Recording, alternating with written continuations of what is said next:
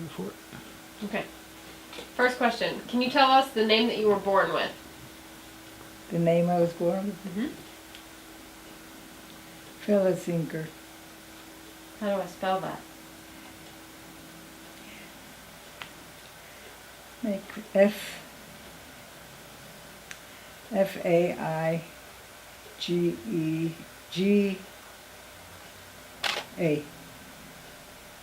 Feiger.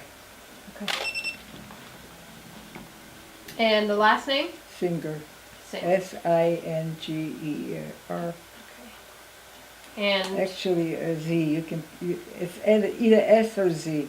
Some people said, oh, okay. you know, it's for Zinger. Yeah. And when were you born? 1926, April 14. And where? Krzanów. C-H-R-Z-A-N-O-W. Is that in, With a thing on the top of the O, but it doesn't mean anything. oh, okay. Is that where? What country is that? Poland. Okay. Krzanów, they pronounced it. So how old does that make you right now? More than you think. 90. I just turned 90. And Francis, what is your religious identity? Jewish. You know what it is? Mm-hmm. Okay. And how many siblings do you have Right now? right now? Right now, any. They're all gone. How many did you have? 3, I was the 4th one. 3. Okay. So now I'm just going to have you tell us exactly how much you want to tell us and how much you can leave whatever you want out and tell us whatever you want about your Holocaust experience. I let you guys do that. I'm not going to pry. Well, as you know, I was 13 years old at the time when the war broke out. In 1939, Hitler came to Poland, and in one day he conquered the whole country, except in Warsaw, where there was a stand-up, you know, like they fought. And shortly after, they made a ghetto. They pushed us all together in a very small place. And we were not allowed to go to school. We were cut off from everything. You know, we were not allowed to go certain streets. I mean, we were like, a ghetto is more or less like surrounded by wires and all that. And I was there until the beginning of 1942. And then they came and took me out at night from bed and put me in a cattle car and took off for concentration camps. At first there was actually a working camp. Mm-hmm. A year later, that was in 1942 in the beginning. Okay. January, February. Anyhow, a year later, that camp became concentration camp. The Lagerführer, which is the head of the, you know, of the whole group, went for training. She came back in an SS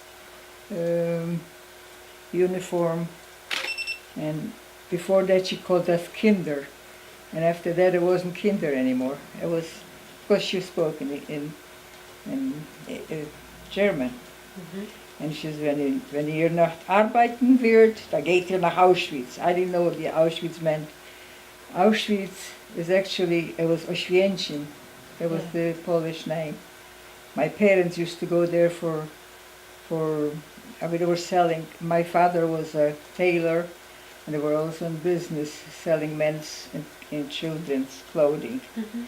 So they went a couple times, once in 2 weeks or twice a week. I don't remember. I was still so young, I don't remember. And they went to Auschwitz one time, and another time they went twice a week. They went to another time they went to another city. And when we were on summer vacation, the kids always liked to go there too. But it was pretty far from us. It was we had to hire. They had a buggy, a horse and buggy, and a driver. We had it on a regular basis because they did it twice a week, so they had a steady place. And they even left their, the tables that they put out and all that because they didn't carry it back and forth. The only thing they took with them is the merchandise, And it was a ride for about 2-3 hours. It's pretty far. Yeah.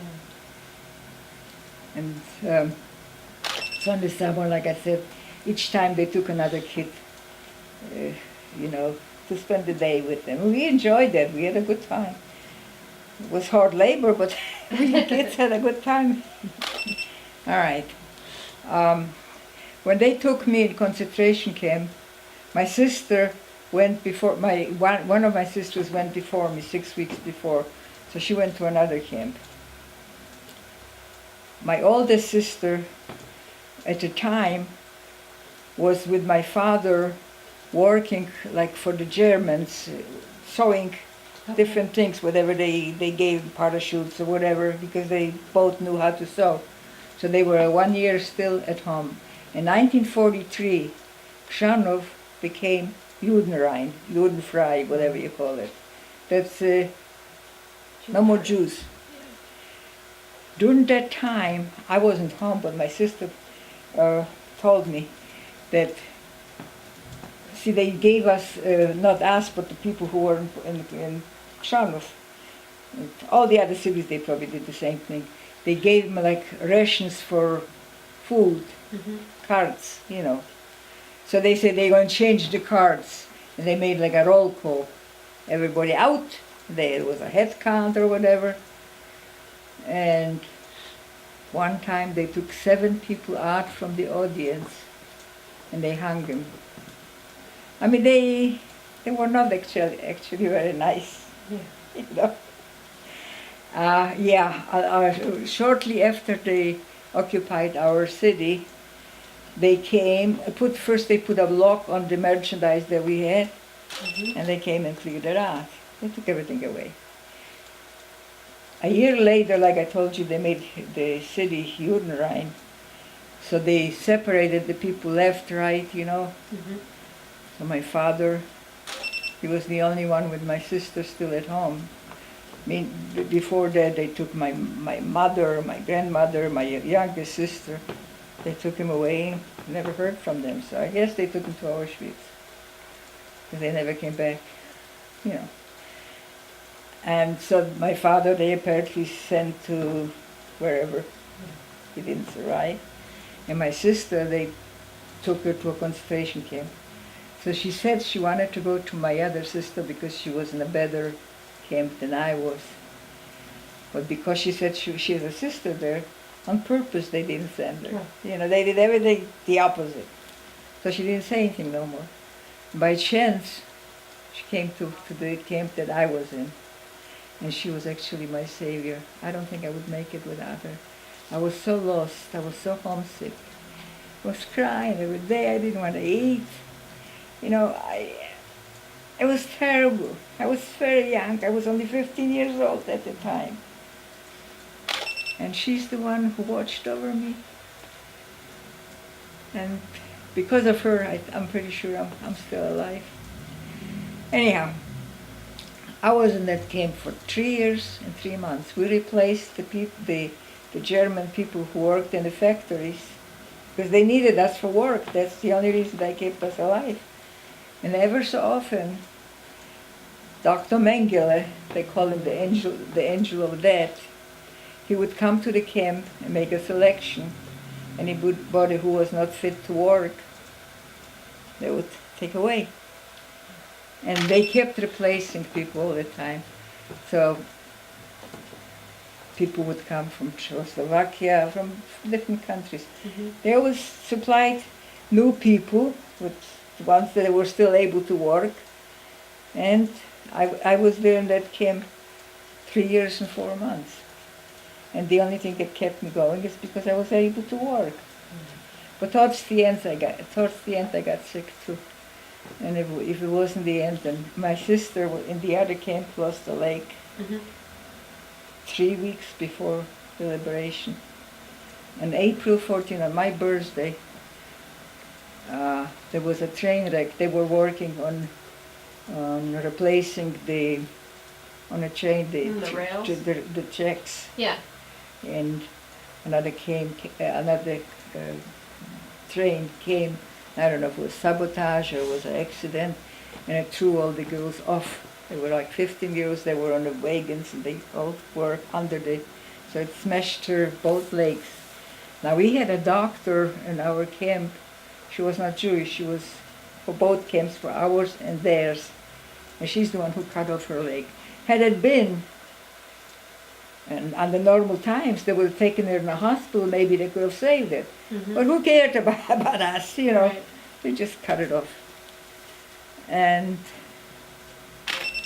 when the war ended, which was, she lost a leg in April 14, 1945. Wow. That was 3 weeks before the liberation. We were liberated on May the 9th. We were the last ones to be liberated because towards the end they knew, the Germans knew that it's the end. We didn't. So they liquidated all the camps and they made the people walk. They called it a dead march. A lot of people didn't make it. They were too weak they couldn't. So whoever died. They didn't care. And so they all came towards us. Because of that, we were the last ones to be liberated. We were liberated by the Russians. May the 9th, 1945. Okay. When they came to the camp and they said, "You're free to go," nobody wanted to leave. We didn't know who to trust. Or we'll go out and they'll shoot us. You didn't trust anybody. So I was with my older sister, and we expected the one who lost the leg, which we didn't know. The whole camp knew because the doctor apparently told them, but they didn't tell us. So we expected her to come to us. And a day went by, and I recovered from I had, I don't know what you call it, typhus, the one that you have diarrhea and all that, but there was no medication or anything. They didn't think I'm going to make it. So I was in a quarantine, they didn't send me to a hospital. That would be too good. So my sister came to see me. They told her not to come because she's going to get sick. And she did. She did get sick, but in 3 days she got better. And for me it took a long time. But being there was already the end, so they didn't send me to Auschwitz. I guess it was my luck or so.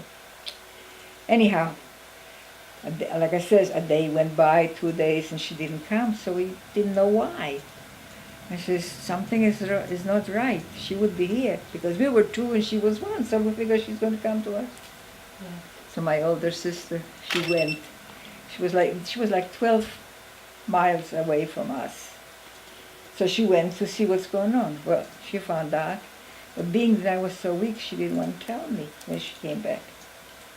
So she says, "Oh, she doesn't feel so good. She has a cold. She needs more rest. She cannot come." And I didn't like her answer, so I says, "Look, either you tell me what's wrong, or I'm going." She couldn't stop me. So then she told me. That's what happened.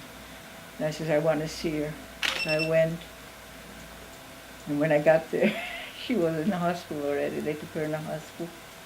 So I had to go to the hospital. It wasn't an easy trip, but I made it.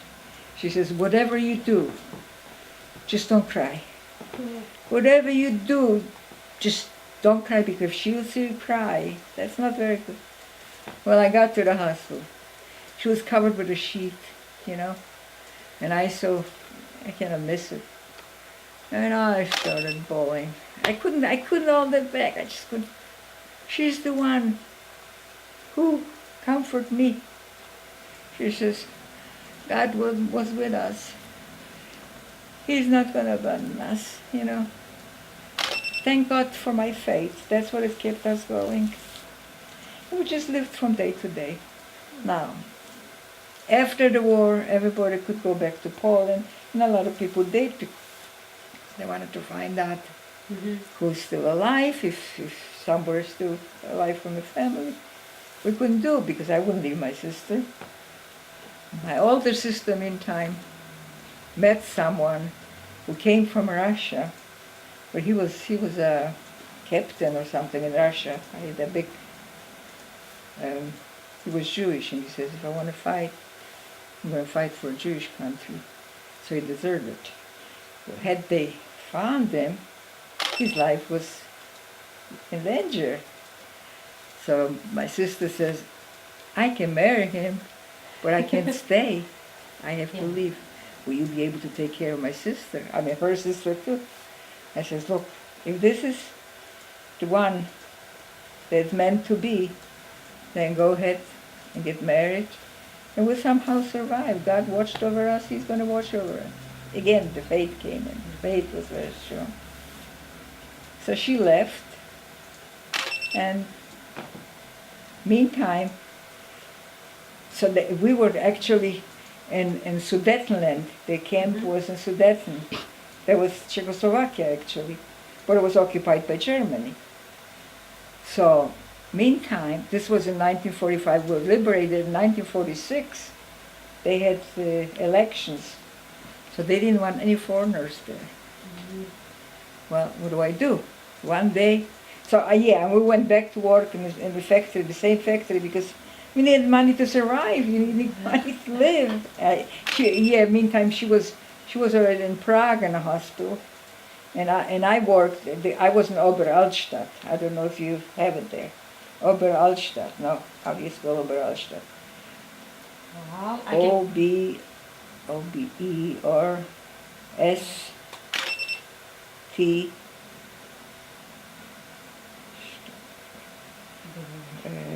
I have to write it down. I can't. Say what you have. Obers. T. D. T. A. D. T. I don't know. That's too many. I can look it up. Too many. I have it somewhere. What does it mean? It's a city. It's the name of the place. Oh, okay.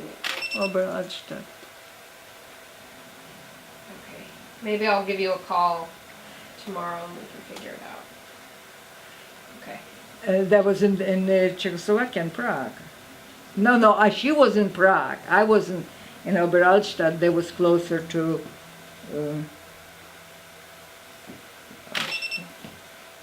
Groß-Rosen or something. Oh, yeah. Yeah. It was a division of Groß-Rosen, I think. Okay. Okay, and so I wasn't the only one who worked there. The girls that I told you on the train wreck, they also had sisters, and they were also in a hospital. So we went back to work. All of us went back to work because you need to have money to live and to go. In the beginning they let us go for free, but later on you had to pay already. So they stopped the machines and they arrested us. So I wanted to know why they arrested us. What did we do? But they wouldn't tell us. I says, I have to know why they arrested us. What crime did we commit? So somebody went with me, and they had a Jewish person, like a Jewish committee or something like that. And they let me talk to him, and he said, look, I'm going to tell you the reason why they arrested you. He didn't do anything. Marshal Tito is coming, and they're afraid that you may do something. I didn't even know who Marshal Tito is, much less, what did we know about politics. But they're going to do it over and over again because they don't want you to hear. They don't tell you that, but that's the tricks they use, so you get tired and you leave.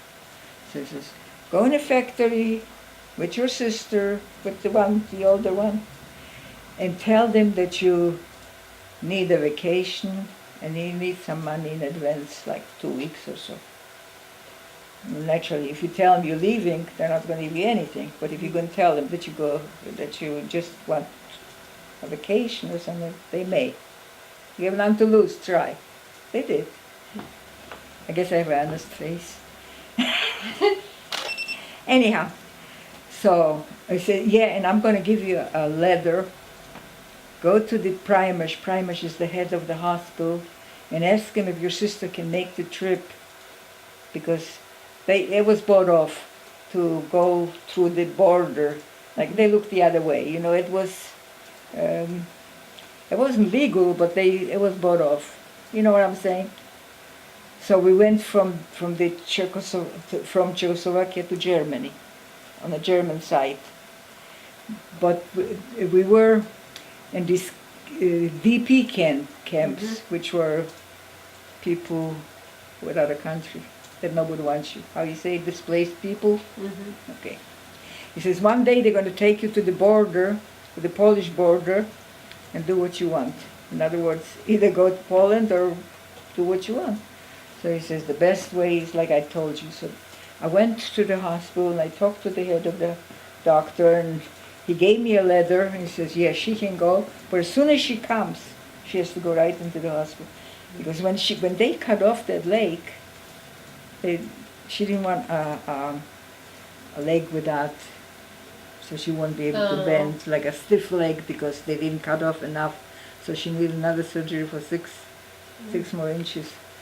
So she says to me, what do you think? I says, do you want me to send you out a knife? It has to be your decision. I cannot tell you. Yeah. You know, I mean, I was torn, like, what could I tell? She says, yeah, well, I'll decide. I don't want a stiff leg. So she went through the other operation. Naturally, we didn't have such a good food, so didn't heal so good. I mean, she was in the hospital much longer than normally. Today, they wouldn't keep you that long. Okay. Now, when my sister left, when she got married, so I was left here with her. I wanted actually to, see, this was in 1946 already. 1946, Israel was not Israel yet. When my sister went to Israel, supposedly, they were in Cyprus for 9 months. The British wouldn't let them in. Like I told you, we were wanted nowhere. Nobody wanted us. And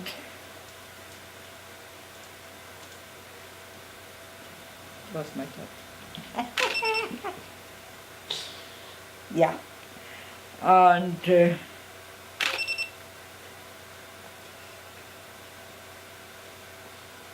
so she was in Prague, and we were in, I wanted to go, like I told you, they wanted young people, they needed them to fight for the country, but I wouldn't leave my sister, so I couldn't go.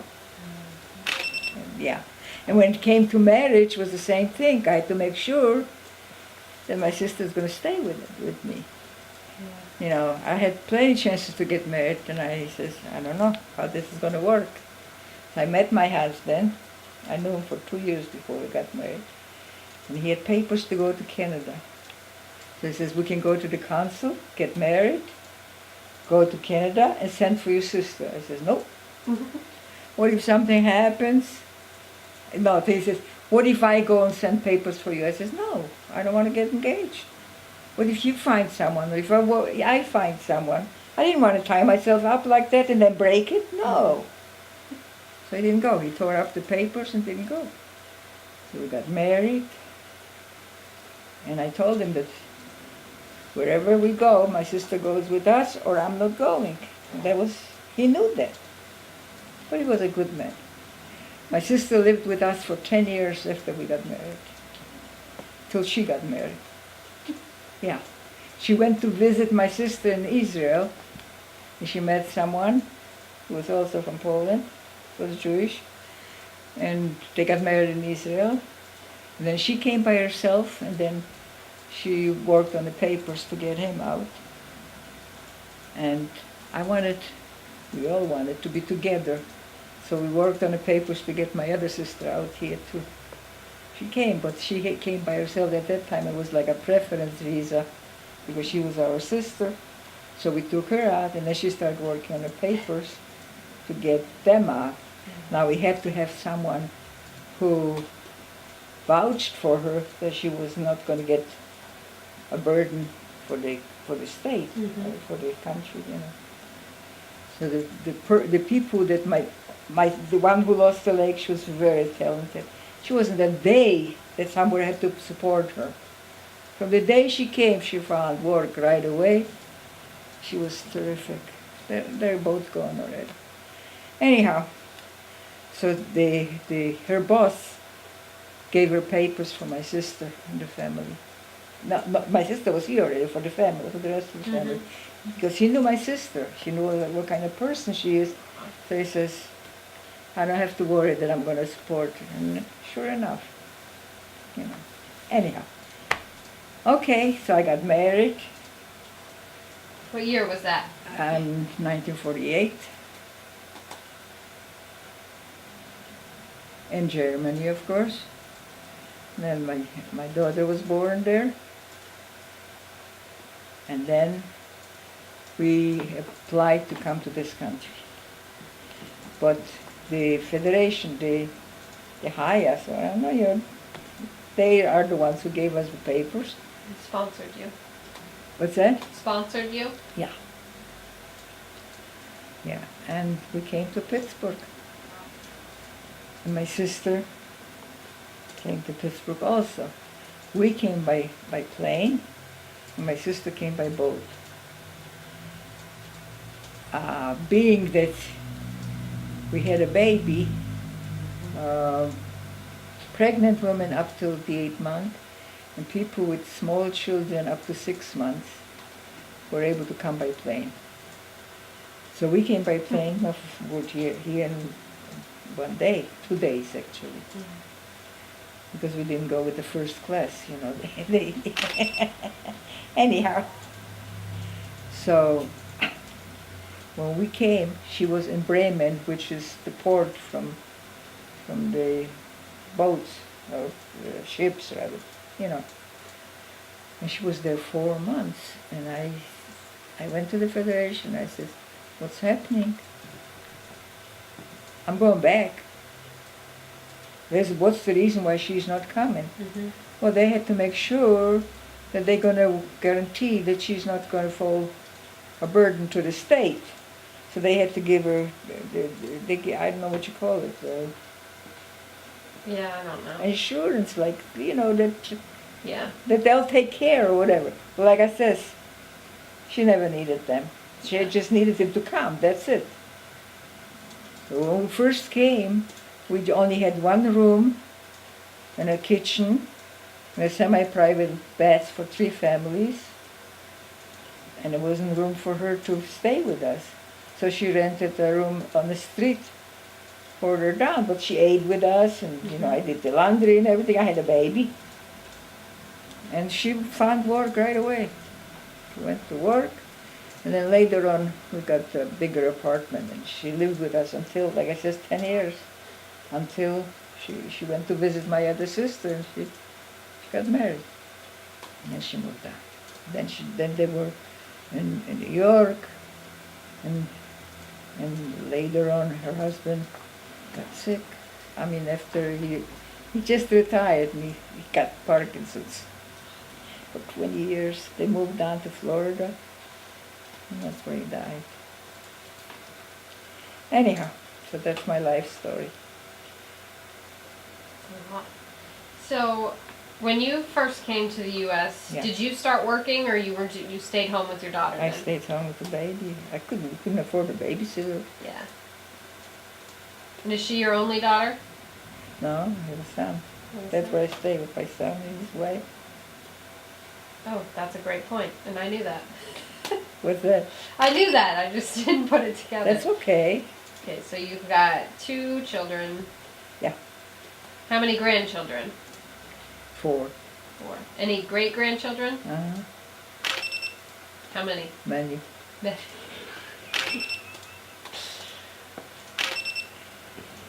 Each one of them has 4. Oh, really? Wow. One has 5, in fact. That's why so many. I don't know. So you told me a little bit about how you met your husband. In Germany. Yeah, I met him actually in Czechoslovakia. Oh. No, there was already the and the DP camps, but it was like a kibbutz style, Okay. you know. Yeah. So they gave her the job from there. She worked in a hospital in a kitchen. Mhm. When she left, I took over her job. Okay. So while I was working in the kitchen, my husband, at the time he wasn't my husband, that's where I met him. He worked in the administration. Okay. He was also a survivor. Yeah. And he worked in the office and he ate lunches there. Oh. So that's where I met him. Lunchtime. Was on and off for 2 years. Yeah. I had to make sure. Now you really don't know for sure. But, you know, I don't know if you're married or not. Not yet. Not yet. Okay, but marriage is a blind mirror. I tell you that much. Yeah. You know, you can know a person no matter how many years, and you don't know them until you're really married and live together. Yeah.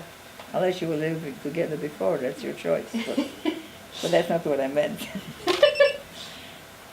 Okay. The relation is different when you date, and it's different when you Yeah. married. You see, when you date, they can put on a mask, and then when you're married, the mask comes off.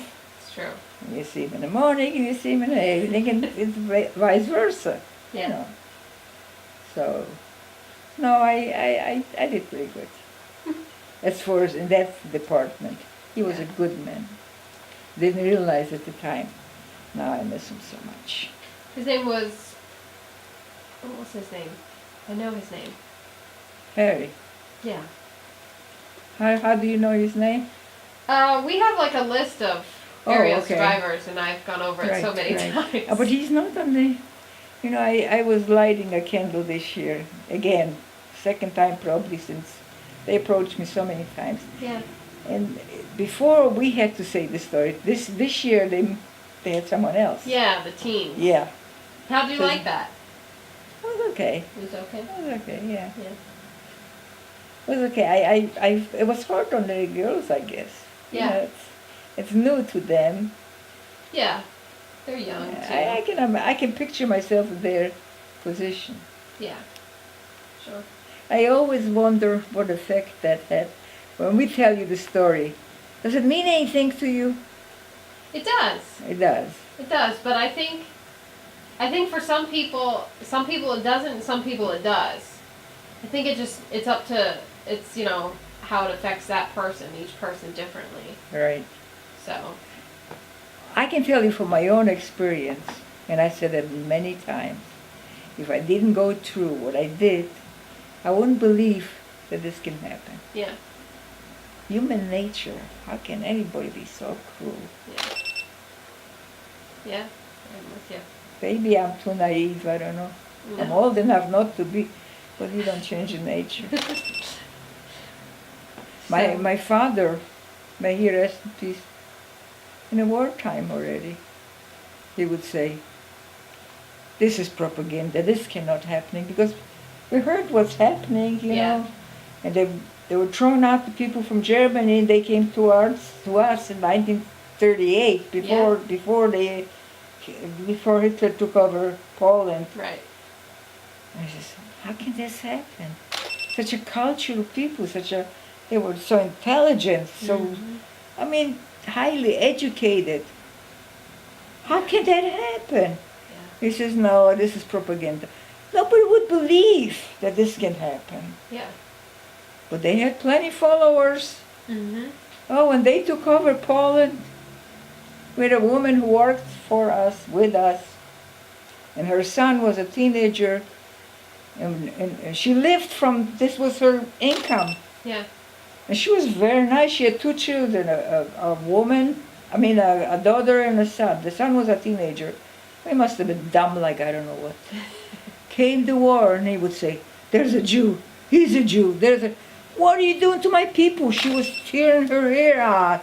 What are you doing to my people? I make a living from them. They're such a nice people. Yeah. Well, they promised them we'll take it away from them and give it to you. Right. They fell for it. Right.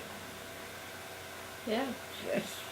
It's beyond understanding. Yeah. I think it's really hard for teenagers to kind of wrap their head around that.